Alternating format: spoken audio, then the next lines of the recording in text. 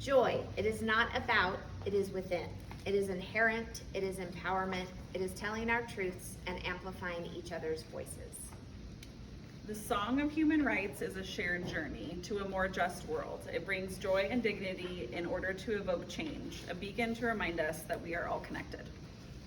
I want a better world, one that fosters empathy, and while sometimes uncomfortable, dignity is always honored, especially when people are vulnerable. We will use our voices because we are here to be seen.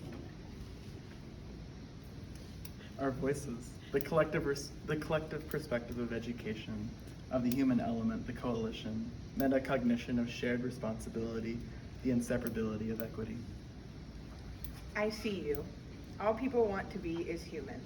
We must learn to recognize and reclaim dignity, swim harder. I am here to be seen. In a world where humanity is easily forgotten, where we find ourselves divided and struggling to survive, let us not forget that we as a collective whole have more power than the broken systems that fail us. We are each other's caretakers, us as truth tellers who lead with grace and dignity, who incite joy and belonging, will mend our hearts and lift our souls. The responsibility of an educator is not to be taken lightly. We are here to uplift, cultivate, and honor the world that we want to see. Our joyful collaboration elevates education.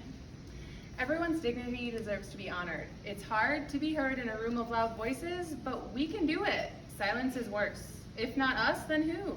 If not how, when? We need to use our voices to empower our students and ourselves as educators. Our students deserve to have all of their identities recognized and valued. Our students deserve to have all of their identities recognized and valued. Our students deserve to have all of their identities recognized and valued. Circumference of love in this country can't seize, demand, be decreed. Dignify me, dance in my joy. Observe the nerve to preserve my verve as you belong with me in this space of equity. Forcing myself to be uncomfortable, to look within and go with my truth. Silence is the residue of fear.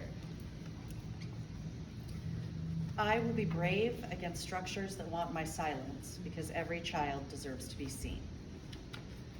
The waters of injustice will only face disruption when the pebble of a brave truth forever disrupts the surface and initiates waves of change. Each of us can, without relying on outside intervention, foster an understanding, tell truths that are hard, and fight the hate that can percolate in darkness.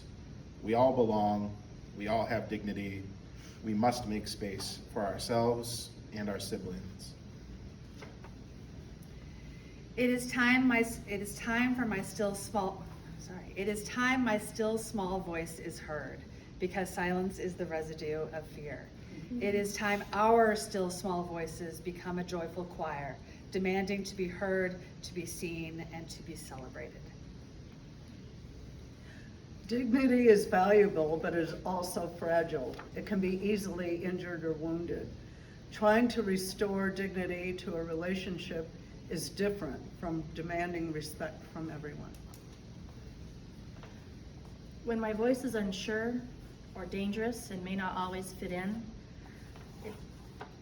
I've come to realize it's not alone, that others will joyfully walk with me into the water of the unknown. We each have purpose and dignity.